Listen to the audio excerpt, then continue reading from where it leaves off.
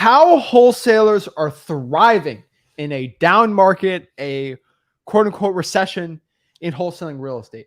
What is up, guys? Zach in here. Rick in here. And in today's video, we're talking all about how we are crushing it.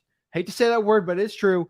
We are making more money than ever in a down real estate market, and how pretty much everybody that's actually listening to us and not the real estate wholesaling other people in the industry that haven't been through it, the gurus, quote unquote, how they're not listening to them and how they're actually listening to us, and they're actually doing well.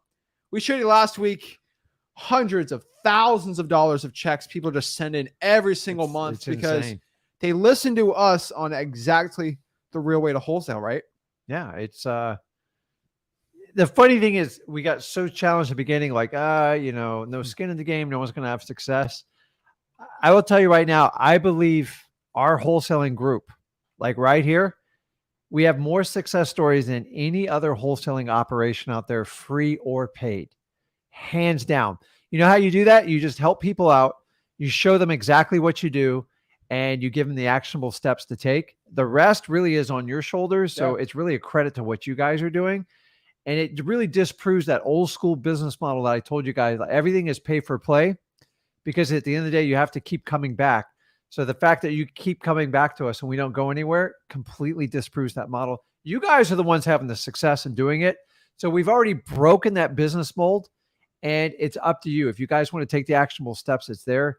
I believe wholesaling is not complicated. I just think we overthink everything, and it's somewhat from our old mindset, because that's how we were brought up in school with our parents and our family. And the reason we do this channel is to help you break that mindset and show you the opportunity of wholesaling. Exactly. So in today's video, I'm going to show you exactly how the top wholesalers that are listening from us, how we're doing things in everyone, how exactly they're doing well in a down market, how you can do very well in a down market, and most importantly, guys, how you can crush this business during any down market, recession, whatever, because heck, first of all, we're doing well. The people listening to us are doing well. The people listening to the gurus are actually not doing well at all. And we'll show you why. And most importantly, we have somebody that's made millions of dollars during the last recession. And so that's why I learned from him. He's learning, I'm learning too. And I teach you guys how to do it. And that's why you guys are just having success, because you're actually listening to somebody that actually went through a recession and made millions of dollars. Now, I could tell you on my hand, I can count on one hand how many wholesalers on YouTube have actually been through a recession that's made over $1 million in assignment fees during 2008 to 2010. On my hand, it's as many people as I can count I know on YouTube, and 3 of them you probably don't even know about. They got like 200 subscribers, right? And so it's very rare you're going to find somebody like that. And we have somebody right here that went through it. And so, guys, it's kind of funny, but it's like, all right, it's a very interesting quote that's on here, and you guys got to understand. It's like, all right, is it better to be a warrior in a garden or a gardener in a war? You want to be a warrior in a garden, right? Because when stuff gets bad, you can handle it. And so that's the thing. We've been in the garden, and we got a true warrior in the garden. And so when the stuff goes down, real estate might go down. There's a recession. You want to deal with somebody that's actually been through it. The people with no experience, why are you going to listen to them, right? And so that's what we're teaching today. And we've kind of flipped the switch on you guys, told you when we knew the writing was on the wall, the real estate market, of how you can actually make more money. Shocker alert, you are going to make more money when real estate goes down, when it goes up. And we're going to explain why and all the strategies and everything you've done, right? That's what we're doing today. And I've told you guys, if you watched me from the beginning, real estate market is very slow. So everyone's like, oh, when's the real estate market crash? I already told you, man, it is a long, long play. We are just now starting to see some signs of some stress tests, because the volume of real estate's dropped off, which is going to increase inventory levels. And then eventually, with the cost of homes these days and these interest rates, there is going to be pain. There's no doubt about it. Now, the question of the pain, I don't know, but real estate's always the last one to fall off. So it's going to follow the cyclical. We don't control the Feds, but the Fed has a huge impact on the real estate market. I'm going to tell you secretly, the Fed wants to bust open the real estate market, meaning They want it to put pressure on it so it has downward pricing because they think that will help them bust the inflation. I honestly, like, I'll say a debatable thing. I question even what inflation is anymore because the real value of money has dropped every day since I've been born. And so the way the government manipulates inflation, they like changed it so many times. And so the question is, are they chasing something that creates? I think they're trying to bust the labor market and the real estate market. And I don't think they're going to stop until they accomplish both of them. But today we're specifically talking about how to actually do well in wholesaling real estate during these times. We can't control what the Fed does. We can't. Exactly. Here's the thing. We can't control real estate values. We don't, right? And so what we're going to do today is show exactly step-by-step what to do. So if you're excited, ready to go, ready to learn exactly how to do this the right way, Let's guys, go. Do us a big favor. Make sure you smash that like button, guys. All right, go out here, actually hit that like button. Make sure you subscribe. Hit the bell there so you don't miss any live stream we got. And always comment below your questions. And heck, network in the comments. This is a live event, right? Like we're live. So this is an event. Go check. Hey, anybody in Houston? Anyone wants to JV with me? This is the place to do it. I can tell you my opinion. I think the people that are getting the best information, I believe, if you're watching this live stream, you're getting the best wholesaling information. You're probably you're with other people that are getting good info, in my opinion. And those are probably people you want to JV with. We always tell people, hey, do the right thing. We show you guys how to do the right thing. And you guys learn exactly how to get leads and dispo the right way. So I'm telling you, go in the comments, go in there and do well. And you know what we got to do before we go to these lives. We got to get the intro. We got to get you guys jacked up. Let's learn some wholesaling. Let's do it.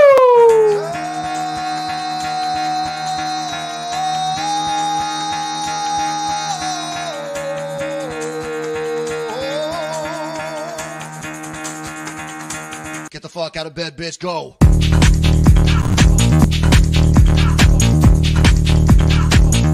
Get up, and get the guy go.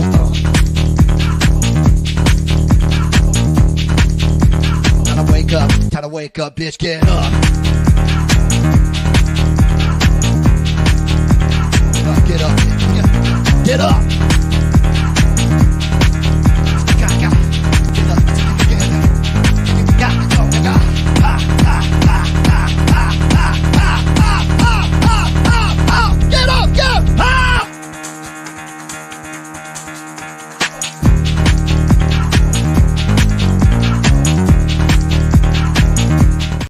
Oh, yeah.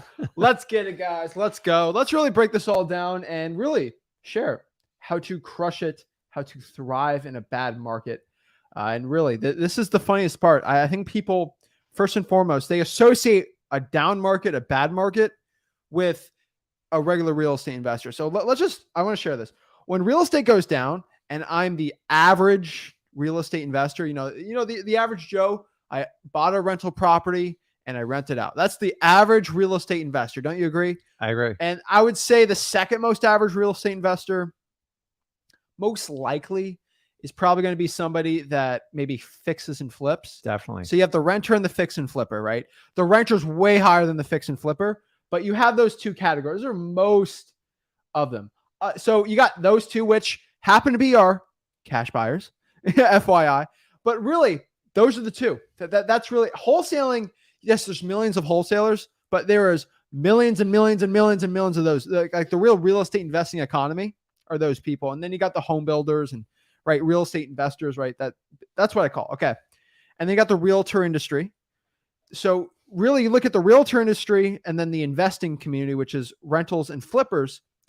When real estate prices go down, that hurts all three of those people. From the top, let's talk about if I'm a landlord, my equity goes down and I get less in rent. And my costs stay the same. So as a rental person, oh my God, the real estate going down, this is ending everything for me, right? Of course. Yeah, and if you didn't buy right, it's going to stress you out probably to sell your asset. And they have, guess what? The worst part, a lot of them have a ton of debt on their house, on the rental property, because they all love debt. Oh, 1031, debt, refi, all that. It's stressful for them. And long-term tenants. They might have just signed a 1-year contract. And honestly, if it's not cash flowing with you and the tenant in there, how are you going to sell it? And that's the real struggle. That's what a lot of people are doing. This new market, which you forgot to add on that, is the short-term rental market. I got the Airbnb people. So that's another thing too. But Airbnb, I'll tell you right now in this market, it's still very strong because real estate is going down. Not insane, but the economy, the people spending money is still very good. That hasn't really changed. So Airbnb is actually one of the most protected ones. If you're in a destination location, like if you're in Destin, Florida, Fort Myers, and you got like a place that's Water, near the beach, lake, mountain. it's good. Outside of But- that, you got issues. Yeah. And then the next one's the flippers, right? So if I buy a house for 100K and I have an 8-month project, or let's do this, for example, I buy a house for $4 million. I'm a super ultra luxury flipper. I get a $4 million loan. Guess what happens? Real estate goes down 10%. It's now worth 3.6. Yeah. Oh, shoot. And those are margins when you play it's rough margins to play with. And so when you flip it and you hold it for 7-8 months, real estate goes down, labor goes up. That's stressful for them. And then the realtors, it's like, come on. If I'm a realtor, I'm saying this nicely, I'm pretty dumb when it comes to a lot of things. All right. And I'm talking about for most realtors. And I'm saying that nicely. There are the 5% of realtors that I'm friends with that are like smart as a whip. Like if you're a realtor that makes over, I'm going to say 100K net after everything, you're like top 5% realtor, yeah. right? Those are not who I'm talking. I'm talking about the bottom 95% that this is all I know. List house, bid it, open house, next thing. They don't know how to build cash buyers. They're actually not really good at marketing. They do 2 or 3 properties. They get through their network of people they know in family. Those people, they're used to just clicking a button to list it, having the buyers come through, and like they don't do much work. I'm just being honest with you. That's the bottom of the barrel realtors. Unfortunately, that's 95% of them. When you can't click a button and buyers don't automatically come to you, and you have to do this thing called working to get the property sold, which top 5% of realtors do it. That's why they get top 5%. Like wholesalers. Top 5% of wholesalers actually have to do the real work. They don't do the lazy stuff. And so when real estate goes down, you have to work hard on your listings. You have to work hard on your buyers. And realtors don't like working hard and they only care about money. It's very tough for them. So for most real estate investors, when they see recession or market crash, scary, right? Yeah. But for us wholesalers, the people that everyone makes fun of, I call us the garbage men of the real estate industry. You know why? First of all, Waste Management makes billions of dollars. A person actually lives in our city. We have a tiny city we live in. He lived here, Wayne Huizinga, one of the richest men in the entire country. Flew his helicopter over my house for like 15 years. He owned the Miami Dolphins, which I respect. Owner of the Dolphins used to live here, and the Florida Panthers and the Marlins. All 3 sports teams lived in my city, which is insane. Flew his helicopter to the games. Billionaire upon billionaire, okay? He got rich off of something most people like scoff at. I think he founded Waste Management, right? Yep. All this stuff. We're the garbage men of this industry. Make billions of dollars, but it ain't the sexiest thing in the world, right? Like, but guess what Wayne Huizinga did in 2008, 2009? Do you think he lost money during the recession? Oh, no. People still got their trash, okay? And the thing is, he made probably the same or if not more money during the recession, billions of dollars. So that's why I call us that, because when the recession hits, we deal with the garbage properties. We deal with the trash homes. And guess what? We get paid the same, if not more. And so that's why when the real estate goes down, us wholesalers we probably make more money because we're dealing with the bottom of the barrel properties. And guess what? When real estate goes down and interest rates go up like we're doing right now, new home buyers, I think about my cousins that are in their mid-20s that are looking to buy their first home. They don't want to buy the super luxury. They want to buy the lowest price property they can. Medium price. Yeah. That is not in like the hood or something. Yeah. And those are actually the houses that we sell to the contracts. We sell the flippers and the landlords. Yeah. And so you really look at it like here, we are in the perfect time. Last thing here, BlackRock. So I think Blackstone, BlackRock split. BlackRock's the real estate part. They figured out in the past 3 years that they've been buying up real estate like crazy. And you got to do a lot of research to figure this out. But this is the truth. And this is why I figured this out really quick, why wholesaling these markets are the best. I never really knew why starter homes, houses that are older, that are still in decent neighborhoods that aren't like the hood, but they're not luxury. Yeah. Why are they the best for wholesaling? And why do I always tell everyone to do it? I never knew. They were the best places to wholesale, right? BlackRock bought a bunch of luxury rentals. They bought a lot of houses in the hood, and then they bought starter homes. And they're only basically buying starter homes, which are older houses that are smaller, that they don't have to put too much renovations and rent out. And they figured out that's the only houses they buy now. And that's driving the real estate up on those. And those are the houses that are usually the most distressed. Yeah. And I figured out if we can do that and focus towards those properties, you can get really rich in this business. So guys, I want you guys just, before we break down the info, which I know we're dropping a lot of info, but this is the stuff you need to know, not what you want to know, but you need to know that we are garbage men, waste management of this industry where, yeah, the realtors might not like us, but we make a lot of money when real estate goes down. When real estate goes up, we make money, and we're pretty much immune to it. And we don't have debt. That's the best part. Yeah. And the funny thing is, like, I tell all of you, because I've been doing this, I'm on my 21st year, is being a wholesaler, do not try to explain to your family and friends, other than the ones that need to know, like what you do, because they'll never wrap their head around it. Perfect example. I went out to dinner last night. It was actually a little bit of a work function, but some friends showed up. It was an outdoor restaurant. And you know what the lady's question was? He goes, Rick, I know you're in real estate. Are you okay? Are you okay? And here's the guy, I don't even fight anymore. I go, I'm good. I'm going to survive. It's like, they just assume I'm getting my butt kicked when the real estate market's down, when actually it's quite the opposite effect. But this is the reason they talk to us like that, is because they assume we're some form of realtor. And I get it all the time. I laugh. Guys, wholesaling doesn't matter, because if you're a fix and flip, you have to speculate to a point. It's the only way it works. And if you're a buy and hold rent guy, you're playing out the real long-term gain, and it is not passive income. It's actually, you got to work for it. What we do, some people go, well, wholesaling is a job. Well, if it's a job, it's one of the highest paying jobs I know out there. You call it whatever you want. It doesn't matter. Yeah. Wholesaling works. Like he says, regardless of the economy, you have to take your garbage out. Hopefully you have to take a shower. There's just some industries that stuff has to work. And what I learned is, whenever people hold back on decisions, which is what's happening right now, a lot of people are like, I got low interest rates, I'm not going to go. The average person in the United States only keeps a mortgage for just under 6 years. Just 6 years. That's the average. So why do we do 30-year mortgages? Beyond me. So keep in mind, it is going to be a lot of pent up demand, because one thing I've learned, when the economy like goes over a cliff, if it does, I don't have a crystal ball. I'm tired of people making predictions. It's like a bandwagon effect. So people just panic. So whatever's on CNN, Fox News, or something like that, like, oh my God, the economy's falling apart. And they create this self-fulfilling like doubt. And that's when you start finding people like, oh my God, things are wrong. I don't want the economy to break, just for full disclosure. I don't want people to suffer. But I've learned, when everybody else panics, I'm going to do the complete opposite. But like, if you wholesale every day, you don't have to change your mindset or your mentality. You just got to keep in tune with how the seller's feeling and what your cash buyers need. Yeah. And like, for example, guys, you just can't assume that when the real estate market goes bad, it's bad. Like, for example, when stocks go down, most people freak out. It's their 401k.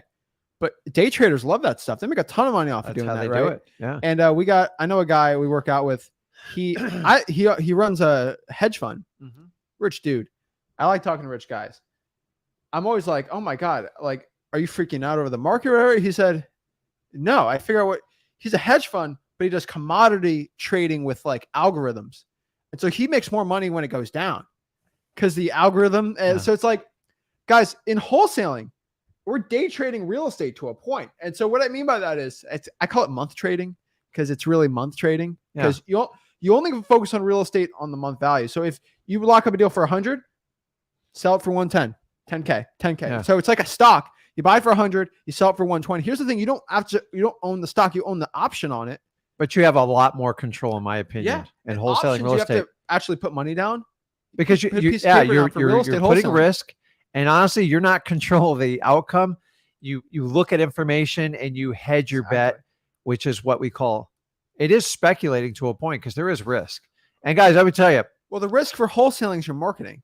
And if you get out with the inspection period. Correct. But you give me 10 successful wholesalers and 10 successful day traders, and unless they're trading with incredible resources, like millions, if not billions, there's just no comparison. night and day. And so that's the reason, is because the risk for day trading is all your money. The risk for wholesaling is the cost it did to print that paper. And so that's the cool part about this business. And so that's what we want to get into today and really just share, because I'm telling you, you make more money and you do more deals in a recession than in a regular market. And you're living proof of it. And a lot of real estate investors that went through it have done it too. So guys, just understand, from 2008 to 2012, it was like a promised land that I've never seen. But the thing is, when you're in it, people don't recognize it till you're out of it. And that's what I want to make you aware of it today. You're looking around like so wholesaling is, you don't have to predict the future. That's the beauty of this business. Month trading. When you do fix and flip and you do rentals, you do have to hedge a lot of long-term stuff. But the reality is, I remember 2010, 11, I'm just like, man, this is a lot cheaper than it normally is. But like when you're in it, you don't recognize it. Yeah. And it takes an incredible discipline and like thinking outside of what the norm is, because all you hear is negative news. Guys, when you start hearing negative about real estate, it's just a matter of time before it gets to the seller's computer or TV. And then it's a self-fulfilling prophecy. But people are like, I don't understand. Real estate hasn't fallen off the cliff. I told you from day one, it is an 18 to 36 month cycle before you even get into it. And you got to understand, the dig out is just as long. And so we're evening out on inventory. Prices are flattening, and it's really challenging to get a mortgage right now. So if you guys have ever had someone getting qualified for a mortgage and stuff, the underwriting requirements are still very strict from the last fiasco we went through. So people actually have to make money. And remember, every time that interest rate goes up, it's going to put downward pressure on what the end buyer can afford. True. And that's why you have to stay right now. Now is not a time to go to these speculative homes. Yeah. That time in that book shut, because you're taking tremendous risk. So stick in your medium price homes or below, because that's where the sellers. So remember, if someone buys a $300,000 home and they're getting a 6 or 7% interest rate, dude, the numbers are really big on it. And you got to understand, they got to come up with at least 3 to 5% plus 3-month escrow and all the closing fees. They're still coming up with, 40, 50 grand just to buy a first starter home. Like, the world has changed on it. And then the payments are like through the roof. Now they can refinance down the road type of deal. And remember, most of those people are getting like what they call mortgage insurance, which adds $200 a month to their normal payment. So this is the stuff that's going to stress it. The lower price homes are going to get more pressure to sell. And the upper echelon homes, people are they're going to get competitive. They're going to include closing costs. It used to be really cool to get a flat screen TV. I don't think anybody cares anymore. I've even seen cars thrown into it. So we're going to watch that unfold. I think by this summer, you're going to see some serious incentives for people selling prices well above the median price in your market. I mean, we can see it whenever. So guys, just letting you know, the past 2 to 3 years of wholesaling ain't the quote unquote real wholesaling that many experienced wholesalers are used to. This might be a shocking statement, but guys, think about what used to work, right? Last 10 years has been a unsustainable wholesaling market. And most of the gurus and trainers, they built their entire business models off this, and they're about to have culture shock. I'm telling you. What you got to understand is we're going to break down what used to happen and what has changed. And the people that listen to our content, why do you think we do lives? Why do you think we post so many videos? Because when I post a video and it's like, but Zach, you talked about that topic like 4 months ago. I'm like, the game changed 4 months ago. Guys, I have to change my strategy basically every single month. Like every single day I look at what happened. And, there's always this cool chart. It's like, all right, it's like, what's your progress and what changes? In a day, not much. In a week, there's a little bit things, but like in the month, it's like, it's insane. In years, it's crazy. But why do you think I post so many videos? And a lot of the videos are maybe the same topic, but it's a completely different video because the game has changed. And here's the cool part. I now wholesale, not in just my market, not in just this, everywhere in the country. So I have a pulse on every single wholesaling market pretty much. I know what's working where, what's not working where. And which is a goal. Yeah. Which is a goal we want to do here. I'm working with you guys, not only teaching how to find the deals, but like JV with the people that bring really great deals.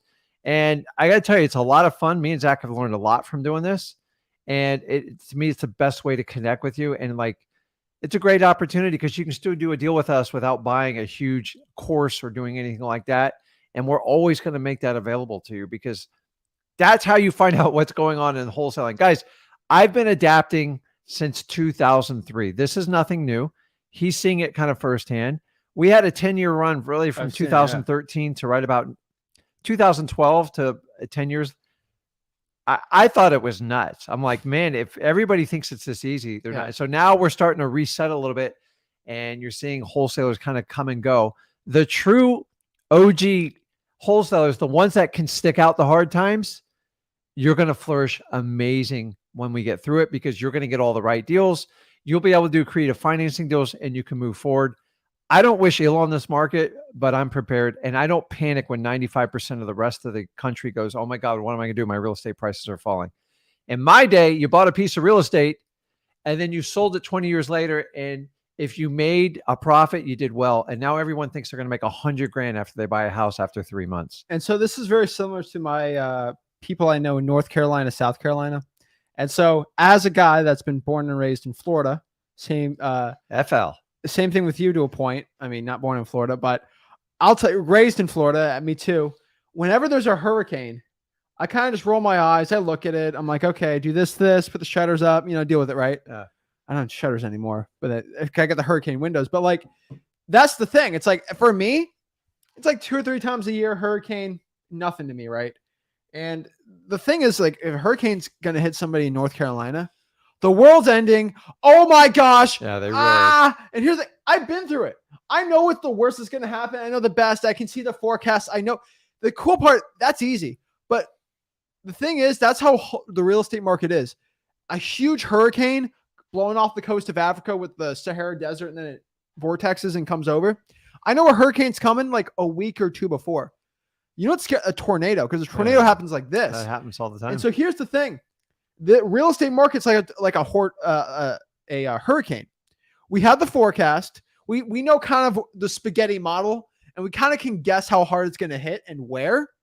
And that's the point. Like, we have a hurricane, it's hitting, but like, we know it's not going to be a category 5. It's like a category 1, maybe 2 that might hit us, but like nothing crazy, right? Yeah. And so just letting you guys know, it's not that crazy, right? And so you just got to understand that. Why do people in Florida not really care about hurricanes? Is like, I've been through it so many times, because they overhype every one of them, and I get PTSD on spaghetti models, because they're trying to anticipate a storm off Africa 2.5 weeks before it hits us. They go, oh, it looks like it's heading towards Florida. And what we've learned is, even when I didn't do real estate, I had a tough time keeping my 50 employees focused, because all they do would watch the TV and the computer. And like, we would shut down business for a week, and then the dang thing never hit us. And then we lose revenue for an entire week. And I don't want you guys to do the same. A lot of people do too. So like, you look at it, you make your best guess, you go from there. But but here's the thing. I have it because I have all the preparations at my house if a hurricane's going to hit. Like, I'm prepared. Like, so that's the thing about me. Got your spam? I got my spam, yeah. But I'm just letting you guys know. Here's the most important part I have to tell you. And this is a very scary statement, but it's one of the most truest statement you have to know as a wholesaler. If there's only one thing I can tell you guys about what we're trying to talk about today, it's adapt or die. And I say that in the nicest way possible, but I'm talking about your business. If you do not adapt your wholesaling business, that business will die. And I can tell you 100%. I see it every single time. It's how entrepreneurship works. If you are going in the way of phones and you ended up being like a Motorola, which I think so talk about BlackBerry. It's like, okay, we know where smartphones are going. We're going to completely just ignore it and keep going on what we're doing. Blockbuster it And just ignore what's going on. Ignore it. Ostrich in the sand. Don't look at it and just don't adapt with what's going on. You're going to fail.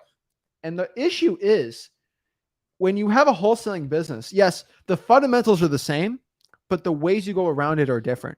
And so, again, I've said it a million times, why do I put so many videos, so much content, so many live streams? Because this business changes so many times that I have to. Not that I want to, because I have to. I'd love to do one video a year and that'd be it, right? I can't do it. Some people do that. It changes, right? And so the thing is, if you're listening to people that have never been through a quote unquote real estate hurricane, why am I going to listen to them? It's getting advice from someone that's never been through a hurricane, how to deal with a hurricane. It's like, how am I going to listen to you? And that's the thing about business that you guys have to understand. It's a TV show on Apple Plus. It's called Ted Lasso. I think you heard it. It's a Yeah, football yeah, guy yeah, tries to be a yeah. sucker. It doesn't work like that. I'm just letting you know. That's not how it works. You got these Ted Lassos out here that never made $1 million in wholesaling trying to teach you how to do it. And the thing is, you either have to adapt your business or you're going to die off. And the cool part is we got our live streams. We're always going to update you. We're always going to tell you, like they had this little thing come by called Innovation. And pretty much every title company in Florida, in our area, says no to them. And it's funny, the people selling Novation courses. It's the highest failure rate of contracts. I'll tell you this. I won't put too much shade here, but the people that are actually selling the biggest Novation courses, their own title companies denying it, and they have to go to other title companies to do it. Yeah. It's crazy. So guys, when we talk about adapt and die, I've been doing this business 21 years, and we're going to talk about what the changes are, but I've constantly had to make changes and they're painful. And one of the reasons I'm partnered up with my son is because he had to grab me. Like I wasn't doing cold calling back when doing texting. I know. And I was just like, wow. And I got like a lot of like my counterparts in the business, like, well, what I do work, I make plenty of money. And you're like, dude, you're leaving so much money on the table. Fix it. So I had to have my son sit down and grab me and go, listen, look at the opportunities you're missing. Let's just give it a shot. He goes, give me the resources. And he put in the effort and I was blown away with it. And so now we collaborate on everything. And, you know, we argue about stuff because like some stuff I'm like, well, I don't want to do. What if it doesn't work out? And he's like, well, what if you don't change? What is the future of our business? You were so mad like? when I dropped $4,000 on skip tracing. You never spent man. that. You never spent that much money on, you never spent money on skip tracing. And then the next one was like, all right, we're going to drop $1,000 a month on texting. You're like, texting? Yeah. Like you were terrible in texting. You used to think LOL meant lots of love. Okay. Just FYI. Guys, I still have to Google when people give acronyms. I'm like, what does this mean? Like, you used to text my sister WTH. I'm like, what does that mean? You used to text her LOL, like, hey, just checking on you, LOL. And she was so like, what is wrong with you? LMAO. So like I had to Google all this stuff, but like, guys, I'm here to tell you. This is 2009, 10. Like, this is way back. But I'm telling you, like, he was like, that to talk to sellers? No. And lo and behold, it ended up making a ton of money. So yeah, we try everything. And like with our venture with the AI and stuff, what I'm saying is, honestly, if I didn't venture up with him, I still would have done well. But like the resources we bring to the table, because he pushes the limit, and I have the wisdom and a lot of market cycles. I went through the worst real estate market cycle in all of them, wholesaling. And boy, did I learn some valuable lessons. Yeah. And then he's added a bunch of techniques for finding great deals. And that's why we work so well together. I'm not going to tell you like we're perfect all the time. Sometimes I got to put him in a headlock and just give it to him. But honestly, it's a lot of times he's doing it to me and we work well. But that's what you need in a business, because if you think you know it all and you're just going to do it your same old way, you're crazy. So in the last 10 years, we've had what I call a huge disruption in wholesaling. And unfortunately, a lot of that wave is dead now because they abused it in the guru industry. And now we're going back to old school tactics that work. And now we have this new wave of AI. So there's always going to be a new shiny object. Oh, yeah. You got to find out how to harness it, use it fast. And that's why we have more videos, more lives than anybody else out there, because a video after sometimes a week, it's just no good anymore. So we like to keep it relative. Some are, though. I'll tell you that. They are. And I think it's the greatest way to connect with you guys with these lives. So we've done the best combo with it. So we went through a lot of adapt and die ourselves. Yeah. And, you know, he was looking at, he went to college. He was a smart kid. He had a lot of choices, but he saw I had freedom of time and I had all the money I wanted. He's like, well, why am I going to go get a regular job? And then it was a lot for me as a father going, hey, listen, why am I going to let this 17-year-old kid rip my business apart? And honestly, he had a lot of great ideas. He just needed some wisdom and direction. Yeah, and now it's dead split. Like we both contribute to everything. So if you have that opportunity in your business, you always got to look at it new. And I don't look at what my competition does. I only look at what types of deals can we get? How can we connect with them? And what do our buyers want? That's it. You guys spend too much time focusing on your competition. Most of them are lying to you anyways. I've spent way too much of my 20 years career worrying about what my competition is doing. Once you forget about them, it's a huge relief off of you, and you can focus on things that will actually get you deals. That's it. It's so funny. But I just telling you guys, and like when a lot of people out here, I don't want to go on tangent, but when you have a partner, your partner shouldn't, you and your partner together shouldn't 2x the results. It has to 4x. Like you and I, when we combine, we about, I'd say 6x our results. We don't double it, because double it, you split it, you make the same amount. Well, that's the point. You create a synergy. That's the minimum. If you partner up with Yeah. someone, if somebody, and by the way, when you let a partner buy into your business, boy, like you can sell anything. The problem is you give up a lot of control and a lot of directive control. Yeah. And to me, that's hard. Now, if I want to bring in a partner and I can, a minimum, I would tell them that you have to double my business. And if you can't do that, why would I partner with you? Because now I got to train you, do everything. And so the idea is you got to bring someone that complements what you do. So Zach did a lot of it. And any of you have ever worked with family, it's harder than you think it is, because you know the person, you know them their entire life, especially if they're your kids. So it's a unique relationship. It's tough. Me and my wife worked in the business, and it was challenging when we started because she didn't understand wholesaling. She was a school teacher turned into a realtor, and trying to have her understand my world was different. So Zach grew up seeing it the whole time. He just wanted to figure out how like we could adapt the industry to really maximize it. And that's it. And then I figured out how annoying these real estate gurus and coaches are. I'm like, let me just give everything for free. Well, we both kind of came out that together, and let's just change them, not change the way, change the minds of the wholesaler. Yeah. To actually open their mind up of what's actually possible learning for free. And, you know, it's someone will come back in 50, 60, 70 years if we're not here anymore, and they'll change it another way. Right. And so you just got to adapt or die. Like, for example, we tried RVMs, and then everyone started getting sued from RVMs, and we stopped.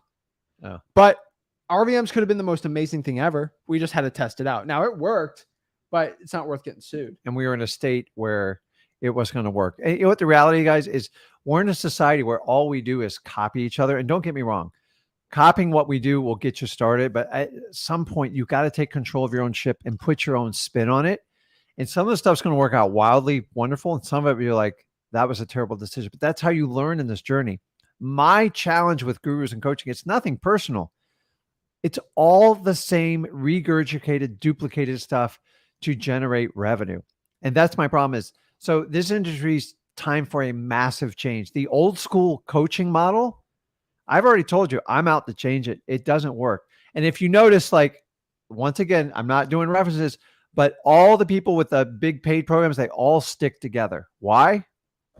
Because they have a collective interest. So the person who goes against it, we're different. You guys are ready for a change. The world has changed. Technology's changed, and you need a more collaborative effort to where you can do deals without having to pay these big giant fees, regardless of where you are, how old you are, and how much money you have. I think it's an antiquated service.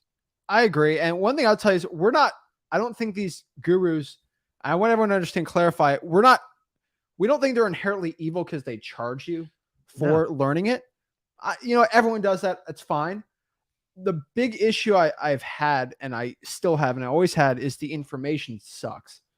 And that's always the problem. Like, I get, okay, you're spending your time, fine, you got to pay. That makes sense. Yeah. But the issue is you're paying for trash info. But you can't look at the info even before you do it. And that's the problem. And so I always look at them like, all right, how can a broke kid, 17, 18, 19 years old, make $100K? That's bare minimum, in my opinion. Yeah. That's life-changing money for any 18, 19-year-old, because wholesaling is the last freedom for it. You can't get any information unless you pay $5,000 for that with the guru. That's my problem with the guru. You know, I see $200, $300 coaching programs. I'm like, fine. It's not terrible, but the info sucks. Yeah. And that's the issue I have. And it's always a funnel to something crazier. And so my main issue with gurus, and I want everyone to understand, people think, oh, it's because they charge. It's like, no, it's because their information is so bad. And it drives me crazy. But guys, how do we know it's bad? Because a lot of you guys do guru court, and then you come here and you get success with us, and you're like, my God, yours is night and day. We make ours 100% transparent. Every guru has my course. I know they're copying it and doing it, but like, listen, I could give you the roadmap on how to find it. Like, at the end, you have to take the action. You got to do the actionable steps to do it. And that's why I know. But to me, it's like, would you give a stranger $5,000 or $10,000 not knowing exactly what you're getting in return? Because that's how most courses are. And by the time you paid, you're never getting your money back. Like, it's going to be like, you're going to be pulling teeth to do it. And that's the challenge. My thing is, if you could look at the course, take like a 7-day, trial run to see if the content's there, see what the coaching looks like, stuff like that. Go to wholesaling.com. I would actually be fine with that. But why is every course you can't get any transparency? Why is every course $5,000? There's got to be a reason for it. And guys, when I started, these courses were 20 grand and money's worth 3 times what it was back then. So that just shows you the dilution process, because there's a big narrative out there. Like, you can make millions coaching people. Let me show you how to do it. And there's what you can collect all the money you want, but at the end, they have to fulfill their obligation. And if you ever try to coach 1,000 people and promise this personal service, someone's getting disappointed. So our problem is the information. Info. It's the thing. And then it's the exorbitant rates. It's insane. But guys, I want everyone to understand, I don't go after gurus because they just charge $1. That's not my issue. I do believe in a free market, but the free market of the info sucks. And if I can give it for free, why are you going to pay for it? Right. It drives me crazy, but freewholesaling.com, hundreds of thousands of people in there. Yeah. There's a reason why it works. And so let's get into this too. What used to work in wholesaling? What used to be the method that every guru talks about now, but they're not they refuse to adapt. To this day, there are gurus that say the seller wants too much. Do an ovation. I'm like, that's the stupidest thing I've ever heard in my life. Listen, there's a rare incident. So a novation is nothing more than a replacement of a contract to help a seller solve a problem that you can't make work. So every now and then you put it under contract, you have a realtor that has a buyer for it. You pull your contract out, they put her in it. That's an ovation. It's just a natural thing. But now we're trying to manipulate it for profit and eliminate our risk and put all the onus on the owner and record highly legal documents. And if it's got a 55% failure ratio, most investors don't understand on the back end, if they don't unwind these documents correctly, they're actually opening up the lawsuits. And that's my challenge with it. They stop doing these. Somebody puts out messages, I have an easier way than wholesaling. If you guys are going to listen to that message, you're in trouble. That's a terrible. So we've gotten so good at catering to solving the problem, but the heart of our problem is the problem actually being solved? Or are we just selling something? So we have to understand doing stuff the correct way and the hard way is usually the fastest, easiest path. But somehow we've created a society where everybody wants an easy button. Everybody wants to eat whatever they want, do what they want, sleep in, and understand why they don't have an amazing life. You got to put in the work. There is no substitute. I don't care what you do. And guys, you win the lottery, you're going to have more hurting if you don't understand the discipline of how money works, because you're just going to give it away to people like me and Zach. Guys, you got to stop listening to gurus. And I'm going to tell you one thing about the gurus, and we're getting the info. I'm getting a lot of trouble for saying it, but it's absolutely true. This is going to be funny. Should I need to yank the mic out, or you're going to yank the mic from me? Here's the thing. All right. Why I tell you not to listen to gurus. I get so much flack. Zach, why do you always say these gurus are broke? Because they actually are broke. I'll give you one example. I'll give you 2 examples of 2 separate gurus on 2 separate incidences. All right. There's one guru that always bragged about making millions and millions and millions of dollars. There's more than one. And, everything, right? And guess what happened to him? They got sued from another partner guru because they couldn't. I think one guy. So they were selling $5,000 coaching programs, yeah. And I'm not mentioning anything. And their partner was actually collecting all the money for the coaching program. And they go on social media. I make millions of dollars wholesaling, right? And the one guru, because they're gurus, decides I'm not going to pay my partner anymore. Yeah. And they just cut him off. They say, F you. I own the payment processor. I have the bank, and then they split off. And guess what happens? That now that guru is not making any coaching revenue, and they talk a bunch of smack about the person. And then the other guru who took all the money starts suing the other guy because he knew the guru that's making millions. This is a popular guru, was actually really broke. And so what happened was the guy got sued, and he figured out he had to spend $50,000 on a lawyer. Guess what? That guru that makes millions of dollars wholesaling, he wholesaled like 1 or 2 deals. And guess what? Now he has to come up with $50,000. He creates a GoFundMe. Yeah. A GoFundMe. GoFundMe. And he can't literally afford the lawsuit because he can't make money coaching anymore. Yeah. And his wholesaling, apparently, I guess those millions weren't true. And it ended up, guys, You Most get told gurus are making their money from coaching. Like, just be and brutally so honest with that's it. one thing. That's one example I want to let you guys know. And there's another example. You guys can look it up. And here's one example. And I'm going to say this nicely. And this is the one I'm saying in the most endearing and nicest way possible. But there are other gurus out here that are very, very popular.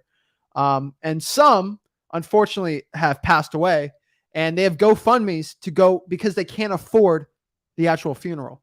And I'm not saying that in a mean way or a derogatory way, but it's like this person, their entire life, they were the person making millions of dollars. And everybody thought that. And then, unfortunately, something bad happens that you need a GoFundMe to actually afford to bury them. It's the saddest thing ever. And we've helped, but it's like, it's insane. And so the thing is, you guys see everyone on social media. And then when the truth arises and they have to come time for a funeral or for something, they can't afford it. And it just shows you, I'm saying this in the nicest way possible, but these gurus out here, they can brag all they want. But when the truth comes out, they don't have the money. And those are two separate instances. There's a million other things like that. And these are people you can figure out yourself. But I'm just letting you know that when I say these gurus are broke, they actually are broke. Legitimately broke. And so you can't listen to them, because if you put your hard-earned dollars into them and your hard-earned time and effort to try to feed your own kids and family, you're bidding that attention to people that are actually broke. And that's not going to lead you to wholesaling success. And so when your kids, their kids' future, your wife's future, your family's future is on the line, why are you going to bet it all on a person that's actually broke? It drives me crazy. Yeah, guys, most gurus, they bank on the fact you're not going to ask a lot of hard questions. It sounds, guys, trust me, it sounds perfect what's offered. If it sounds too perfect, most likely you're going to have an issue. So before you invest, you have two ways you invest. You invest with your money. If you're going to sign up for someone's program, I'm all for it. If that's what you want to do, make sure you have access to it. Make sure you find out how many people are involved in the program, the refund policy, and like, is it one-on-one? Is it group? Or like, how does this work? And how long do I have access to the program? And you've got to understand that, because the biggest complaint we see is we didn't know all this stuff. There was even one guru at one point. You had to sign an NDA. Oh, that's a separate one. Yeah. You had to sign an NDA before you even sign up the course. Think about that for a moment. You're not allowed to say one word. Why? So the fact that we take over 26 years combined experience and make it public, not only for you guys, for any guru who wants to do it, I got nothing to hide, man. I'm just putting it out there because honestly, I'm on a mission to help out as many possible people in wholesaling. And the best way I can do it is just make it free and access to everyone. And then we have a 95% failure rate. Me and Zach look at it. We are 100% because all we do is help. And that's the end of the story. So guys, the second way you spend your money is with your time. So we really appreciate when you guys tune on these. There is an expense running all this, even though we make it free. We pay. Trust me, we pay out of our pocket. I've already explained this. It's not $100K a month, but it's very close. It's tens of thousands of dollars just to run this channel, just to run our social medias and everything. You got to remember, we have an extra video editor that works full-time. So I have 2.5, really. So the other person's freelance, but 2 full-time salaries for video editors that worked at huge, huge like cable channels that do all of it, right? And then on top of that, we have to host freewheeling.com, which is very expensive, the website. And then we host a lot of other things. And so it's very expensive. So the reason why No Guru does what we do, No Guru does the live streams we have, is because they can't really afford tens of thousands of dollars every month to just host what we do. Yeah. We lose a ton of money doing this. Oh, but he makes money on YouTube. I'll tell you this. The money I make on YouTube doesn't even cover one person's salary. All right? It doesn't cover one person's salary. And so I'm just letting you know, I tell you the truth on this. If God forbid we get cut off all social media, I don't have to go to a GoFundMe for you to fund my lifestyle. I'm telling you, I got enough passive income coming in. We can just go ghost and not deal with this. But we do it because we know it helps the people. I have gurus currently, as of this video, threatening to excommunicate me.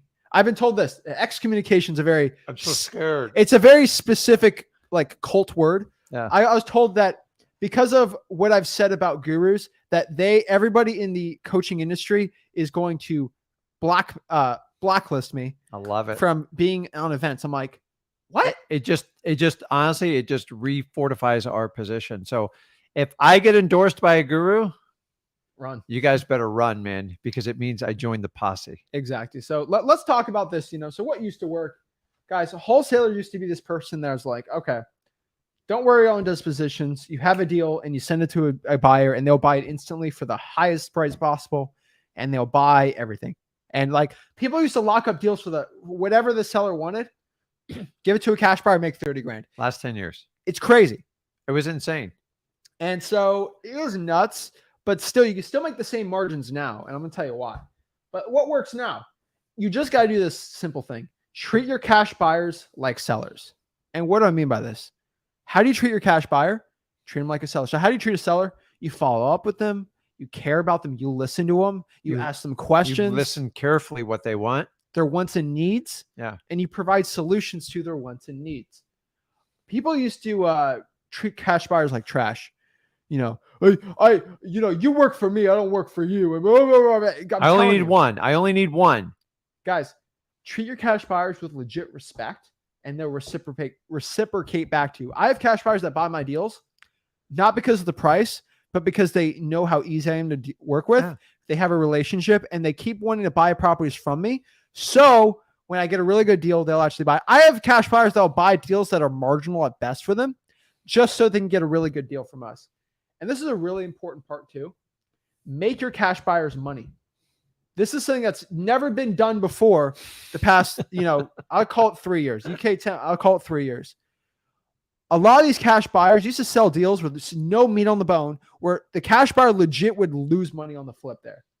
Guys, I make sure my cash buyers make money, because when I have one cash buyer and they make money, they come back. Yeah. It's insane. It's like Chick-fil-A. The experience is so good. The experience is so good. I'm coming back. And the thing is, if your cash buyers make money, they're going to come to you. And guess what happens? There's competition, because when deals are easy, when real estate goes down, it's really easy to get deals. In my market, there might be 15 wholesalers sending properties to this one cash buyer. But here's the thing. It's like, okay, Burger King, McDonald's, all these fast food restaurants are trying to compete for my lunch. I'm going Chick-fil-A. Yeah. It's amazing, right? And that is the thing you have to understand. If the cash buyer makes good money with you, they're going to go with you every time versus the other competition. And not a lot of people talk about this or think about this, and no guru ever talks about this at all. This is the truth. There is competition for you sending deals out when deals are easy. It's supply and demand. Yeah. And so if you have a track record of making the cash buyer money on the deal, you'll do well too, right? Now guys, I've heard people go, the guy who bought it off me made 30, 40 grand more than me. That's what you want to hear. That's the goal of our business. Every now and then you can cherry pick and wholesale a deal once you get established. I'm not knocking against that, but you don't want to get in the fix and flip, because for everyone tells me they made 50 or 100,000, I can give you 10 more horror stories where they got killed. My first wholesale deal, and I swear on this, I got it from a realtor. I sold a guy at 10 grand. I was ecstatic. The guy sold it, I believe, 8 or 9 months later for $350,000 profit above what I did. And I got a little bit pissed at first. And then I thought about it. I go, you know what? He's been in the game longer. I provided a service. He saw the value. He executed fast. It accomplished something for me. Without that 10 grand, I don't know that I'd be sitting here with you now. And so now I know how to make more money on the deals. I probably could have made 50. I just didn't know how to ask for it. And a lot of you are in that scenario right now, and you're learning. But the guy came back to me like 100 more times, and I sold a few more properties, but eventually it fizzled out. But you want your cash buyers to be successful. At the end of the day, the cash buyers are your customer. And for some reason, the last 10 years, you've been told the complete opposite. Don't worry about them. They're the easiest thing in the world. You can't just keep bouncing back and forth. Keep in mind, if you appease your cash buyers, it doesn't mean you work for them. It just means you have more options as a wholesaler. More options means you have more things available to you. If you're just going to hang yourself on one cash buyer and make them follow prompt commands and make sure they comply to you like a soldier, in this market, you're going to get a rude wake-up call because you can't do that. It doesn't mean you let people drag you around. Nasty people, get rid of them. Don't get me wrong. Yeah. But if you treat them with respect, you do your homework, and you want them to make a profit, that's fine. If you don't want your cash buyers to make a profit, get out of wholesaling now, because it's not going to work. You need to be a realtor if you want to do it the other way. Have people buy it and then sell it 10 years later. Anybody can make a profit doing that. Exactly. And the last part here too is low ball. Okay, this has not been talked about ever. Low ball. This has not been done. People just did the. If you can treat your cash buyers with respect and focus really hard on your dispo and low ball, and here's the most important quote: only deal with motivated sellers. Yeah, that's it. I want to sell my property. Oh, that's a deal. No. Yeah. Are you like, is there a motivation? A lot of people are so scared to lowball. I can tell you, it is so much more scary when you figure out that you can't sell the deal than lowballing. It's horrifying. And in the last 10 years, we've treated everybody who wants to sell a house like they're a great fit for wholesaling. It's complete BS, guys. It was never this way when I started. And honestly, if you think you're going to go on MLS and just knock it out of the park on wholesaling, you're in for a world of pain. I'm sorry. I'm not saying it can't be done, but starting out as a new strategy, if you're going to buy an MLS course, you're going to get excited in the beginning because it seems super easy. I got the property, I got pictures, I got a phone number, I got an offer price. Guys, this is simple. I'm just going to tie it up and flip it. Dude, your pain's just begun, because the back end is a complete nightmare. And honestly, if you think you're going to hide it from the realtor, you want to know why wholesalers and realtors get a bad rap together? We're just festering this and making it worse. Now, I'm just telling you, you have to be a cash buyer for these properties, but going on MLS, if you are not seasoned, you don't understand your market, and you're not connected with realtors that understand what you're doing, and you're just going to go spam all expired listings and 90-day-old listings, it's going to get painful. I'm not saying you can't do it, but to me, it is the toughest route you can do. And it's probably one of the top selling courses right now. And I'm here to tell you, off-market properties work a lot better. And me and Zach give you the exact path to find it. I'd rather you have 10 quality conversations with motivated sellers than 9,000 conversations with people that don't even want to do business with you. That's the easiest way to get out of this business. And the last part I'll tell you, first of all, we do have that free MLS wholesaling course at freewholesaling.com. There's a right way to wholesale in the MLS. Yeah. Go there. And the last thing I want to tell you is, everyone thinks, and this is a huge problem. This is a problem in the stock market, the real estate market, any market in general. People think, okay, if real estate price is going to go down, it's going to be just like 2008. History is going to repeat itself exactly to a point, right? No. Mark Twain said this in the 1800s. It's the truest quote about anything in real estate investing. History doesn't repeat itself, it rhymes. And what that means is it's going to be similar, but it's not going to be the same exact. For example, in 2008, when real estate went down, it was kind of it was a real estate crash. What we're having is kind of a consumer crash where prices are so high that the consumers don't want it. It's not, interest rates weren't the thing stopping things in 2008, 2009. This is closer to a 70s or 80s type crash for real estate, which really wasn't a crash. It wasn't that insane. And so I'm just letting you guys know that this isn't, and in the 70s, we didn't have a war, right? So it's completely different. And so I want you guys to just know that history, it's going to rhyme with this market. It's not going to be like a previous market before, but it's going to be a little similar. And so every hurricane is not the same, but you can sort of tell how it works. Some are category 5s, 2008. Yeah. This one's going to be like a category 2. So if you're traumatic, like, oh my gosh, I remember the last hurricane, it's not going to be like that. That was a 1 in 100-year storm we went through. It's like saying every single hurricane is going to be Katrina or Hurricane Andrew. It's not. When he talks about the rhyming thing, guys, think about the factors that drive the real estate market.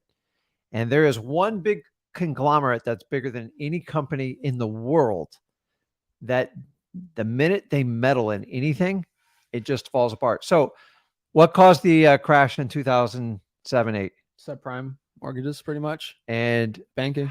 Yeah. And you know who backed all those securities on all those mortgages? Government. The government. Yeah. And so they create incentives. Everyone does it. And people go, oh my God, anybody can write a mortgage and the government has to back it up. That's what created that huge bubble. Now we're coming out. Now the Fed's kind of driving the ship with interest rates. and with inflation. So it's not the exact same, but it's the same rhyme. And so you guys can learn from the history lesson. One of my favorite things to do is go back and study like the last 50 years of the real estate market. And he's completely correct. People are trying to duplicate what happened in 08. You can't. You just got to look for the rhyme. You bring the government in and they start doing it. So what they're trying to do, in my opinion, is bust the labor market and keep real estate market prices in check. And unfortunately, when markets bust, the question is, how severe does it get? Because it's really hard to bring it back. So when real estate bust, it is a long cycle to come back. We just went through a 10-year run, guys, unheard of. And we had the lowest interest rates in record history. And I don't think we're ever going to see interest rates like that again. I grew up in a world where 7.5% was phenomenal. And now because prices are so high, it's a little bit more challenging. So look at the rhyme, because he is 100% right on that. We're all looking for the exact same playbook in 08. You're not going to find it. Just look for the rhyme. That will help guide you in what you're doing. And when people panic, study more, understand what's going on, and think long-term. Remember, I don't care what anybody says, wholesaling is a marathon.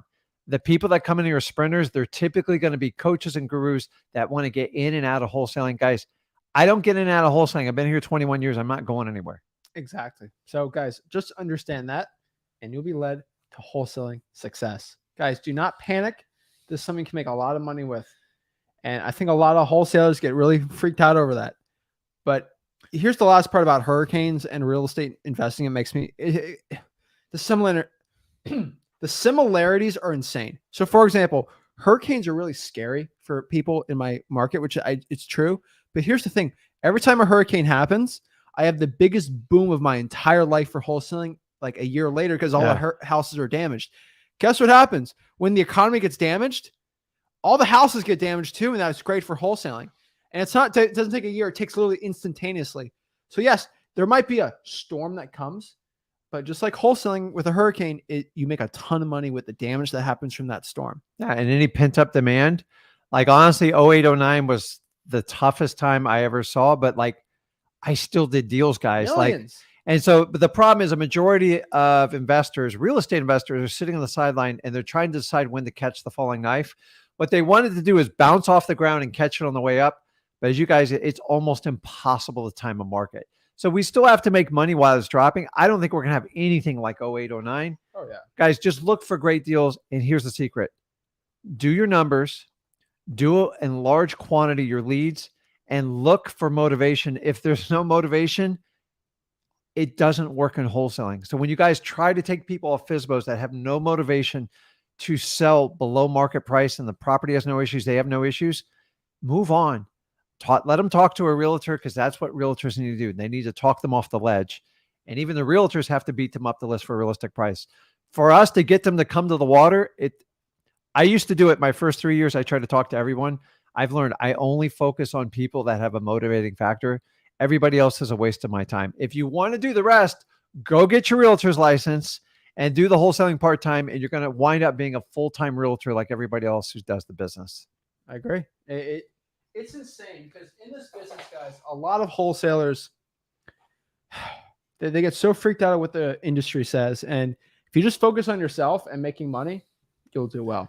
So guys, that's pretty much it on this side. Guys, don't be freaking out of this recession. At wholesaling.com, we teach it all. Yeah. And you guys, if you're on this live stream, you have slight interest in wholesaling, you can't do what 95% of the rest of the world does. So if you buy into that fear and that mantra, then you're just going to be controlled by everybody and you're never going to get ahead. You're going to have to do stuff that makes you uncomfortable, and you're going to have to do the opposite of what your friends and family does. It doesn't mean you love them any less. It just means you want more and you demand more from yourself. Remember, at the end of the day, you're the only person to make yourself accountable.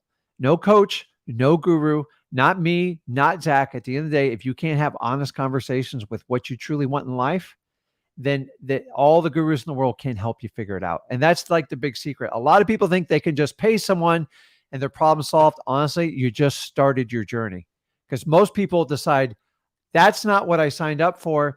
And then they're embarrassed. And then they usually wind up with people like me and Zach and go, hey, I want to help you out. And they're like, well, how do I pay you back? Hey, let me show you how to get a deal. And if you want to partner up with us, I'm fine with it, or just watch my videos. Exactly. Guys, go to freelisting.com. That's how we teach it all. So what we're going to do right now is go to Wholesaling Houses for Real and show you how to hop on the one-on-ones, answer some questions, and help you become the best wholesaler possible. So just FYI, guys, if you want to learn how to do the one-on-ones with us, go to here at Wholesaling Houses for Real. 93,000 members and counting. Go here. We pinned it 2 hours ago.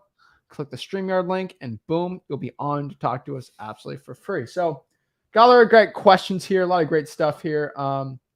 Let's see. I'm going to answer a couple quick ones right here.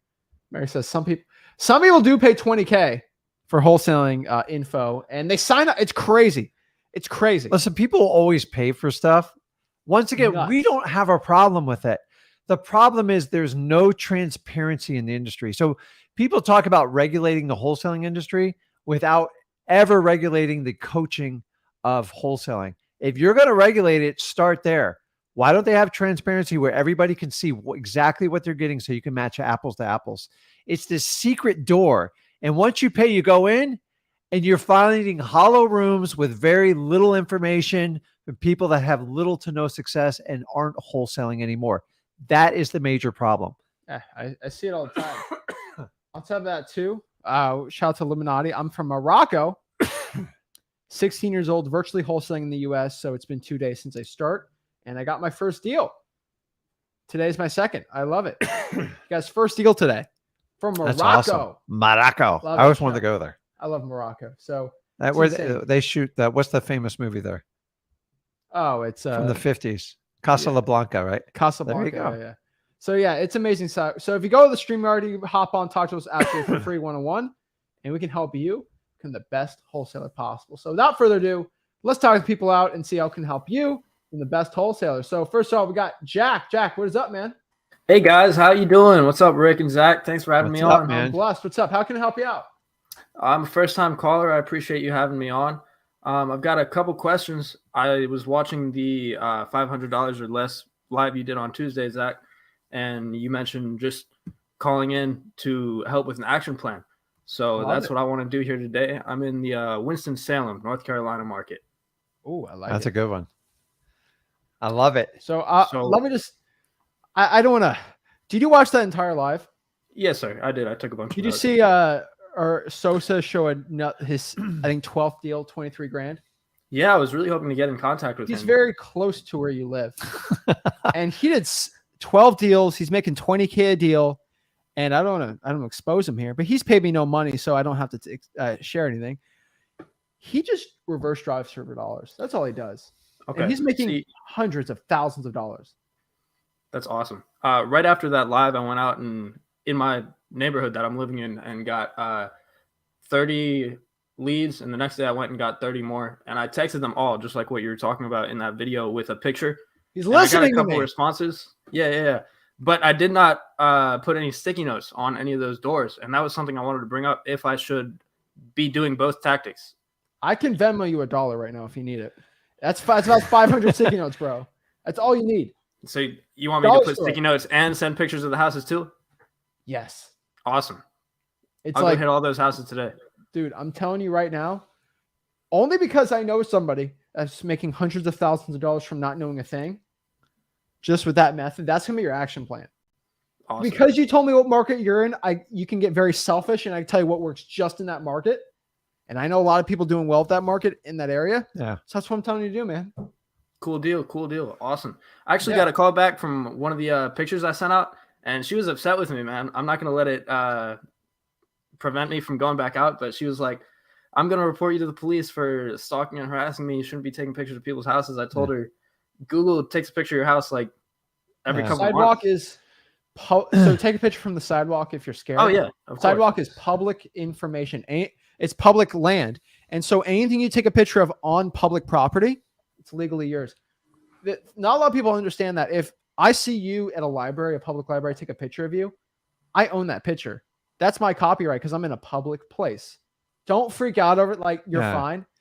The people that always threaten with lawsuits and try to give you law advice, that's not a lawyer. It's the funniest thing ever. So you're fine. Don't worry about it. They'll never do it. And like, so remember your county appraiser sites, they post pictures on all of them except, Google Maps. law enforcement, but it's Google Maps is a private company that takes pictures of every what's the person's thing? house. Like water off a duck's back. Yeah. Just Don't worry get about used to it in wholesaling. The amount of people that have threatened me to throw me in jail, they're thousands. Guys, I've never, ever had anybody follow through. It just, I wouldn't give advice if I knew it was illegal. yeah, it's like, I'm not telling you to go like rip the door open and stick a picture inside, but it's, listen, you're going to ruffle some feathers. That's what we do. But like, we're not hurting any. And here's the best advice I can give you, Jackman. It's like, I just say, listen, have a blessed day. Because at the end of the day, like, honestly, people react when you hit them. People have a lot of stuff going on in their life. So I have stuff. Jack has stuff going on. But like, sometimes you get bad news and it's just bad timing. And you're just a victim that's in the way. Yeah. And so I've learned if you just kill them with kindness, they usually let it go and walk away and move on. Especially if you guys are doing cold calling, you got to be really careful. And the last thing you need is like a stalker, like chasing you down on cold calling. Just have a blessed day. Here's the stalker. I know. Just hey, listen. I wish you the very best. If you change your mind, you be nice, because if you start to get into a battle with someone like that, think about the effort it takes. Think about if everybody complained about the Bed Bath & Beyond or Domino's coupon they got in their mail. How dare you send me this coupon? I'm offended. And that's what we get with direct mail, door knocking and some of the sticky notes and some of the SMS. It's like, you guys just treat it like Bed Bath. Do they take people off the list? No, they just keep hammering away until they get the numbers. So like, yeah, it doesn't. You just gotta go. Like, I just say, listen. And so when I was younger, I used to get in disputes with people like that. You're never going to win. So how you win is by doing deals. That's the real win. If you're going to think like the average person and you want to make it dramatic, move on, guys. It's not worth the battle. The battle is taking care of you and your family and getting financially free and get freedom of your time. That's the win. Taking on someone over like a stupid, like, Don't just, worry. yeah, It's water off a great. duck's back. I was super polite to her, and Yeah. I just wanted to bring it up in case somebody else on this live stream had a similar experience. I want them to know that we. I just laugh. I get a chuckle, and then I'm just like, but think about it, when they do that, and they call you back or something, like, not only that they give you your name, they give you like their personal cell phone. They're actually working against what they do, like trying to be discreet. Yeah. So it's, Do you know how we know that a direct mail goes out? I know the direct mail batch goes out when the call I get, it's always first call. How dare you send me this piece? I'm like, my oh, God. the mail's coming out. That's great. Yeah. So it just shows you that it's working. So keep it up. Keep going at it, man. Yeah, Cool you're deal. fine. And one last thing, on the water shutoffs, I called for Greensboro, and I was speaking to somebody, and they brought up a statute. I guess they get calls pretty regularly, probably plenty of virtual guys. Apparently, North Carolina has some kind of statute against that. Okay. Utility liens. Okay, cool. Through PropStream is the best way. There. Awesome. No. Go to the water and give me all the liens you have on the utility list. Gotcha. Okay, cool. Oh, I'll shoot. write that down right now. It's like they literally build you a wall, but they have like a 5-foot gap, and you just go through it. So this is a great example trying to of stop you. just adapt. So everybody goes after these lists. So we all have to adapt a little bit. And the ones that get creative, they make more progress than your average person. Remember, me and Zach point you in the right direction. I never pulled water shut off list. I wasn't smart enough. And he kind of came to me, he goes like, hey, let's try this. And it was absolute gold. And I didn't think about it. I didn't do cold calling. I didn't do SMS. I was driving for dollars, a mailer, and a door knocker. Honestly, I had more business than I knew what to do with it. But as times more people get information, we have to adapt. So what you'll do, Jack, is eventually you'll adapt and you'll get comfortable, and then you're going to start taking this thing to the next level. That's how we all get better. And then maybe one day you'll pay it forward and help some other people out. That's my goal. Okay, awesome. I appreciate you guys, and I look forward to building a relationship on. I'll see you again on another live. Awesome. Jack, you're not getting out of this so smoothly. You're getting an action plan, okay? Yeah. All right. What are you doing this weekend? Anything fun? Nah, I work the weekend, so Friday to Monday I'll be at work. That's why the 3 days. So in the all right, middle is let's when do I'm this. So doing my next work. week, let's do this. Next week, I want 250 sticky notes put out. 50 sticky notes. 250 by the next time I talk to you next Thursday. Okay, you got it. I'm good, man. I'm gonna knock 60 of those out today. Let's just focus on that. And let's focus on the utility lien list too. And you're going to get a lot of flack, dude. You know that. But Oh, yeah. just keep trying and don't stop. Don't be like, okay, I can't market because I'm stuck on this list. That's one tiny list to do. And so don't worry about it. Keep going at it, man. You got this. Awesome. I'm gonna do it, and I'll see you soon. All right, man. Okay. Get it, Jack. Thanks, guys. See you, man. Oh, telling you, awesome, we man. got Jack's back on this one. So next year we got Brian. He's muted. Hey, what's up, guys? Can you hear me now? Yeah, Loud and man. clear. What's There up? you How go, can I man. help you out? Okay, well, so I'm listening to a video that you put out a couple of weeks ago about marketing strategy to stop doing what's not working and double down on what is working. Oh, dude. Yes. Okay, so I started out doing texting and I got a deal, and so I wanted to invest in a VA to do cold calling because I wasn't able to hit the numbers that I wanted to hit. Okay. Because I've got this little guy running around all day. And That so I used was to be- going to that get used to like be 30 him. or 40 calls a day in. So I hired a VA, and she's $8 an hour. She does eight hours a day. Okay. And I've been doing this now. I wrote down the data. Go give it to your sister. Give it down. Okay, so it's been, she only goes Monday through Friday of the calling. Hey, go give it to your sister. Sorry, you guys. Don't apologize. This is what it's like when I'm on the phone with sellers too, but I use it to my advantage. I build rapport talking about kids, so it's We don't usually get not it. too bad. Dude, don't apologize. I drug man. my kids like anytime I go, life. hey, we're gonna stop by and look at a couple houses. They're like, he was fine with it. My daughter tore me up on it. She goes, you know where Dad took me today? You should have seen the places. I'm just Yeah, like, I did that yesterday. yeah. I took them both yesterday on an hour-long road trip. So, Ah. okay, so it's been 12 weeks total at 5 days a week. So I got 62 days of data. And out of those 12 weeks, now keep in mind it's 1,200, almost $1,300 a month. $1,280 a month I'm paying for her. And I've got like 40 leads in my nurture category, but I haven't got any deals. I've got like 4 almost deals where I was really, really close, where I sent over the contracts. One of them I ended up backing out. One of them I just sent last night, so I don't know if that's going to develop or not. But I've got some almost deals, but no deals.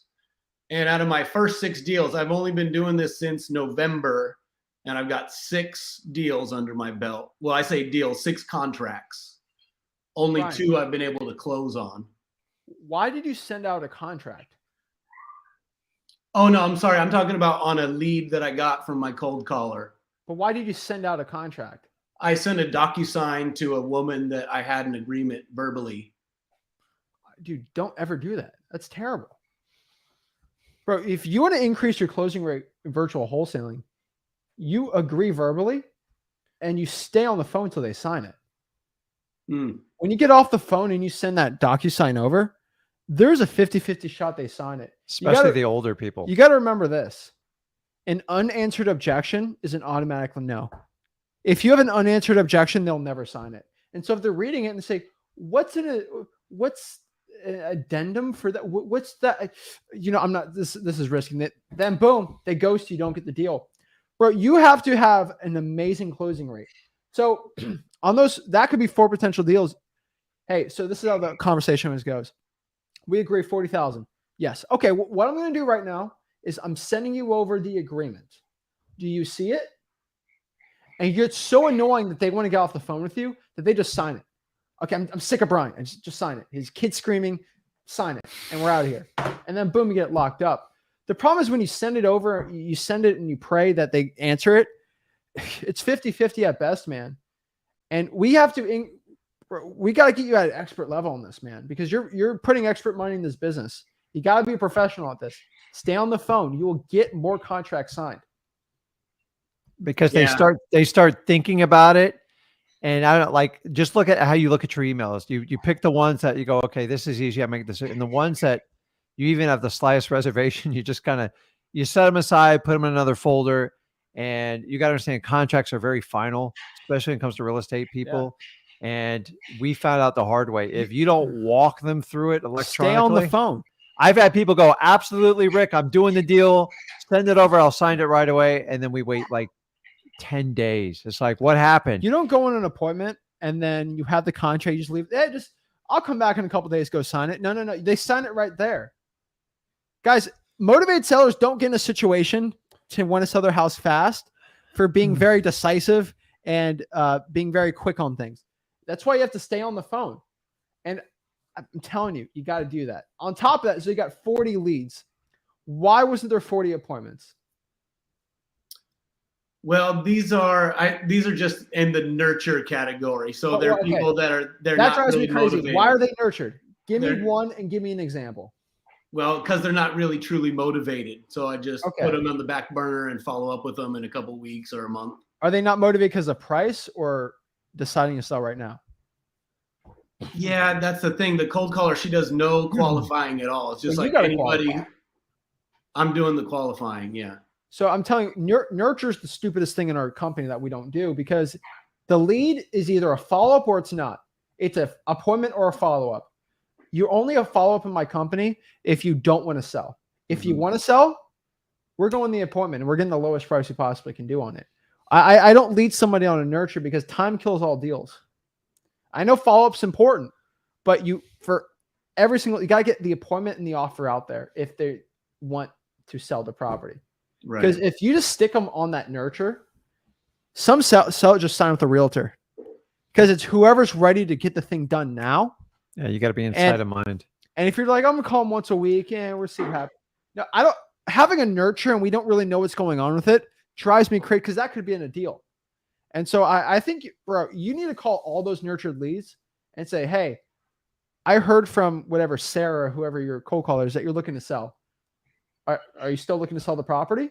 When's a good time for me to come out and see it? Literally, you just got to be right there, set it up.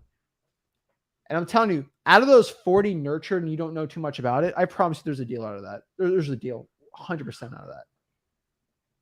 So yeah, I saw at the beginning, I was going and setting all the appointments, and I realized I was wasting too much time on not truly motivated sellers. So I've been trying to get better at. Well, do this. You know how we tell it. We always, it's wholesaling.com. Before you go on the appointment, condition them. Are you ready to make a yes or no decision? Motivated sellers will always say no to it, but wholesaling deals will always say yes to that.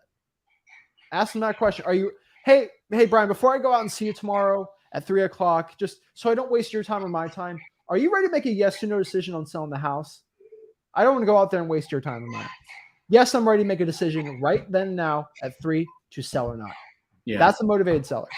Because you're wasting time not doing that. And honestly, that's the way to snuff them out, because there is nothing worse than sitting in someone's living room and they just driving in. Once you go in someone's house, it's very rude just to get up to leave. And a lot of times I'll tell you in the first 5 minutes, I'm just testing you out. I'm just like, oh, it's the worst. And now you're in full realtor mode. They're not listening to you. And if you get up and leave, I guarantee they'll never even talk to you again. So you're better off. There's different ways. Me and him have different techniques how we offer it. I say condition them. Yeah, I always say to seller, I go, listen, I'm going to meet with you. And so do it on the phone, especially ahead of time. But I always say, listen, I'm going to go out there and I'm going to help you get the property sold regardless, even if I don't buy it. But at the end of the conversation, you got to give me a yes or no. And then I anchor them on it. And then when you do the walk with friends thing too. And so when they which one? We can walk with as friends. Yeah, I go, listen, if it doesn't work out, you at least you'll get a friend out of it.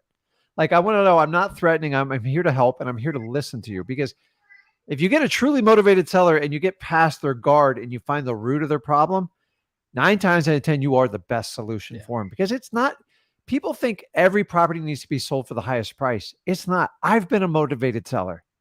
I had a house once where like 13 family members moved in and I couldn't get them out.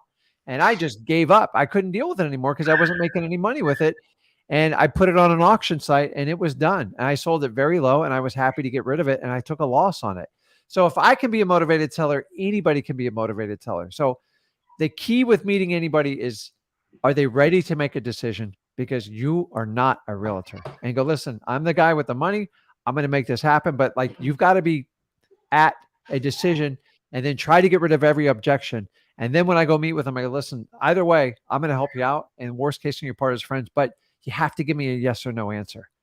And by the way, I'm okay with no. I'm perfectly fine with it. The maybe, it's torture. It's the worst scenario you can be as a wholesaler is when you go, let me think about it. It means they don't like you, they're uncomfortable, or you didn't overcome all their objections. So we've gotten really good, and he's the best trainer at it, is we try to massage them over the phone. So your follow-up is like, I'm not going out there unless I have a high, like 80% probability of getting a contract. And that's the challenge. And in the beginning, like, you don't know all this stuff. So you go through all the pain of dealing with it, because in those 40 leads, I guarantee there's a deal. But remember, I always tell people, your job is to help sellers get out of their own dang way. Sometimes they don't even know what's wrong with them.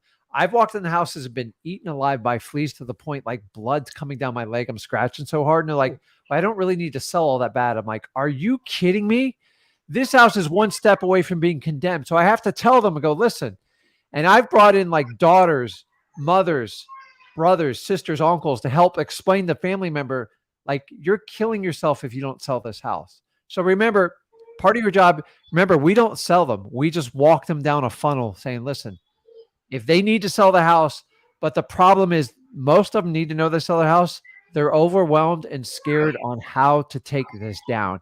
And that's where you, Brian, come in as a guide. So just start asking better questions on the phone when you're qualifying. So if you're using your girl to do the disqualifying, which is not a bad move, but I promise you, whatever she's doing, double her down. And I mean, you just got to push people. Like, when you're paying hard-earned money. I don't think it's the leads that are the issue. They're producing the leads. Yeah. He just has to turn those leads into deals. And so I think you start doing that, implementing that more, and really dialing in your process. I think you're going to be good, man. Yeah, I appreciate that, how you guys took my question to conversion rate, because that is definitely something, as a newbie that I leads are need being to work produced, on. man. What's I that? don't think your leads, and you're getting offers out there. You're getting interested. I just don't think you're converting them the way you can. If you just switch those couple things, I think you're gonna get a lot more deals, man. And once you get like a deal here, a deal there, your confidence goes up and you gain a skill set. And that's part of the journey of wholesaling. And we all have to get through it. The idea is we're making money as we're learning, as opposed to the other way is like going and studying 5-6 years and then figuring it out the hard way. So I went through it. He painfully went through it. We all went through it. And after a while, you just start to figure out how to talk to people to best manage your time. Guys, do not treat wholesaling like a realtor, because it's complete. Realtors have to sell. They sell. We just guide people down for the best decision to sell their house for cash to solve their problem. Most people selling their house is the biggest decision of their life. And it's natural for people to pull back.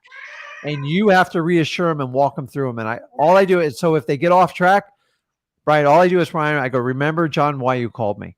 Yep. You just want to get out of this situation and you want to move forward. And that's how we do it. And you got to constantly remind them of it, because the drama and the excuses come up and you got to stop it. Exactly. Yeah. So I agree that I could be better at my conversion rate, but I have talked to some really motivated sellers before, so I know what they're like. The couple of deals that I have been able to close on. But, with my cold caller, I'm analyzing if I can afford to keep spending $1,280 a month on her, because I do have a very limited marketing budget. I can only afford to do that probably for another 3 months. But I do have quite a bit in the funnel there.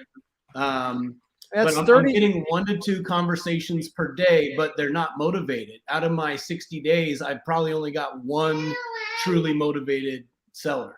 Well, give me the list. What's the list? Of who they're calling. Mm-hmm. I've been kind of jumping around a lot, but I've been getting the most action with the I got the REIQ leads. So what's REIQ? REIQ is Real Estate IQ. It's a list provider, but they basically have tax liens, pre-foreclosures. Why do you go with them? Airships and probates. Why do you go with them? Well, for the price, just it's better for me than trying to pull them manually, because I don't have that much time to. How much are you paying for this data? $200 a month. Okay. They're skip traced too. I was spending that much on skip tracing before. Okay, so they're skip traced. Yeah. What's your connection rate? Do you know your contact rate? No, sorry, your connection rate. Well, with the I only wrote down conversations, but yeah, I can pull up a figure that out, because I can tell you what you pay for in skip tracing is what you get out. And I'm just telling you straight up, if you go with the cheap service for the skip tracing, you want a contact rate. So yeah, it's cheaper, but your cost per contact is so much lower. And so the contact is, first of all, there's a connect rate. So out of 1,000 calls, how many people say hello? But out of 1,000 sellers, how many are the actual seller and I get to talk to them? That's the contact rate. Right. You might cheap out on the skip tracing, but the issue is when you cheap out on the skip tracing, you actually get in front of less sellers, which is less deals. So I haven't put all 62 days into a spreadsheet and analyzed it, but I can tell you yesterday, for example, 77 leads with 300 dials. That was 9 connected. That was actually the actual person. 77 and another leads? 16 of connected wrong numbers. 77 leads? Yes, 77 leads. That's way too high. I'm just not 1 out of 4 tax liens are going to be a person that wants to sell. Yeah, that's way too high. I think your definition of a lead's probably off. A lead, in my opinion, is somebody that wants to sell their house for cash. Yeah. Okay. Well, 77 numbers. I'm sorry for my cold caller. 77 prospects, I guess you would call it. I think you have to run the numbers. If you don't run the actual numbers, get the true data, then I can't help you out. And the thing is, either you run the numbers or the numbers are going to run you. You got to decide which one you want to do. Figure out what your contact rate and your connection rate is. So, okay. Yeah. So yesterday I got 25 out of 77. So that's like a third, 30% or so. But how many were they all the actual sellers? No, only 9 were the actual sellers. Okay. And is your skip tracing getting 3 phone numbers? Oh, it does them all. I get like 5 or 6, sometimes more. Okay. And so and how many leads, like people wanting to sell, came from that? I got 1 person on the phone from that. Okay. And again, it's like a non-motivated, I just want to hear the cash offer, but I'm not really thinking about selling kind of guy. Okay. So you're telling me that your cold caller for 8 hours only got 9 actual connections with the seller? Yeah. That's really bad, dude. Yeah. So I'm just trying to understand what's going on. I think your skip tracing's off, man. I could get in front of 1 seller per hour. That is really bad. Do you agree with me, or am I off? I mean, 1 seller per hour. So I don't want to go like too deep down the rabbit hole, but like the reality is, and this is for everybody on the stream. I'm not focusing Brian, but you can use the information. Is if you've never been in the trenches cold calling, which it sucks. I'm not gonna lie to you. I don't do it. He did it. I do it. Like the only way I did a cold caller is he stepped up to the plate. He goes, I'll call 10,000 people. I need about 10 no's and then per hour. He went through it and did it for years. And then he trained people how to do it from there. The reality in this business, everybody says they can do it. You're going to be buried in VAs. It's not the VA's fault. VA is going to take whatever money you throw their way. So the title of the video was double down on the stuff that works and get rid of the stuff that doesn't work. You really have to do a deep dive because what's your dialer? She doesn't use a dialer. She's hand dialing it? Well, no, I mean, she has it in the CRM and it's a click to dial, but it's not like a batch dialer. It's extremely inefficient without it. Dude, I'm telling you right now, if money's the issue, get a cheaper VA and just do a Mojo dialer. That's the simplest one. Every VA knows that. There's just not enough volume. I tell people there. use Zach dialer, but that's for yourself. VA on a Mojo dialer with those numbers, you'll be way more efficient. 1 per hour, I say you cut it off. It's not even worth it. You're gonna come to the decision in 2 or 3 months anyways. I would stop it. It's not really the VA's fault. It's just a lot of people hire a VA thinking they can solve the cold calling and just have them doing it, and it actually just creates more problems for you. You need much higher numbers and much greater efficiencies. Without VAs will have the multi-dialers built into it, but like there's a reason why I had somebody in our company do it for 3 years before we even outsourced it. We didn't understand what the hell we were asking for. So we're trying to manage KPIs of VAs, and it's hard. I get it, dude. You don't want to cold call. I don't want to either.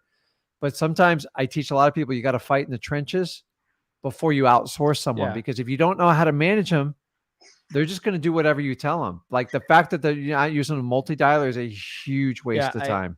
I'm telling you, I would probably cut it off and revamp it. It just, those numbers are terrible, man. Yeah, well, that's what I've been feeling like for $1,200 a month. The numbers are terrible, and the leads on the people that I are talking to, they are not motivated at all. Yeah. Compared to my $500 a month for launch control, is like I'm getting way more conversations per day. Actually able to get You're motivated. doing multi like dialing. Yeah. multi-texting. Plus you're in control. So take your clues to it. Listen, Brian, I just did this exact same thing before I had him take over cold calling. I wasted 20, 30, 40,000 before I go, I'm getting killed. Don't be the guy that waits a year or two to decide, hey, this isn't working out. I get it. You want leads, but like you're not that deep in the hole. You can fix it now and get a texting much them and more. see what happens. That's all I can tell you. Just you stop them, go to the same list and text it and see if the results are similar, better, or worse. I say you do that and then get back with me and let me know. Okay. It's the right decision, Brian. Yeah. I'm telling you, like the video should hit home, and I get it. You're trying to make it work. The problem is it's a broken system and you just keep trying to plug holes and it's only going to get worse in my opinion. So stop it. You want to say hi? Take a breath, go after your SMS. Oh my gosh. And just attack it. Like you're on the right course. I know that's what you're asking. And I'm telling you, just take the action that you were going to do. All right. And if Okay. you come back cold calling, you just do it bigger and better, and you know exactly what to do. Multi-dialers. Make sure you're getting active skip trace because you got to look at the net number at the end of the day. And if it's taking you 3 times as long, it would be actually cheaper to use a more efficient system, in my opinion. So go after it, man. You know what to do. Yeah, with the texting, like my first 2 deals were actually turned into checks were from texting, and I'm getting a bunch of nada from the calling. So. Go. The video spoke. SMShack.com. Go after it. You got this, man. Okay, last thing then, related to the marketing.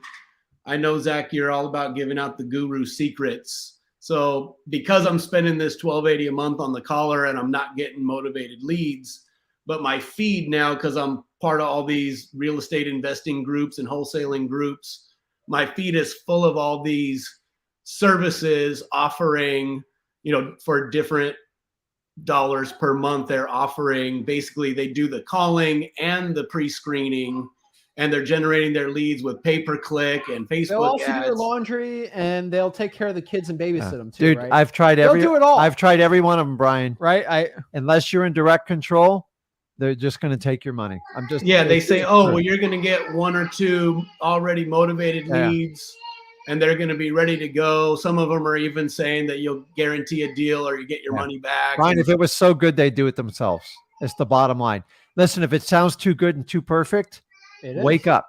You are being sold. It's over marketing. This is why I constantly preach what the hell's going on in this industry. If it sounds perfect, if it was that good, everybody would be wildly successful at wholesaling. Everybody in your market would have already done it. Dude, I've tried it all. You're wasting it. It's just getting worse and worse. Now you're trying to be sold AI where you don't even have to do anything but turn on your computer and hit a button. All cheap employees. Let me give you one last thing. We got to head out. Though I know the 2 ones you're talking about. One of them offered me 50% affiliate commissions. So they're charging you $1,200.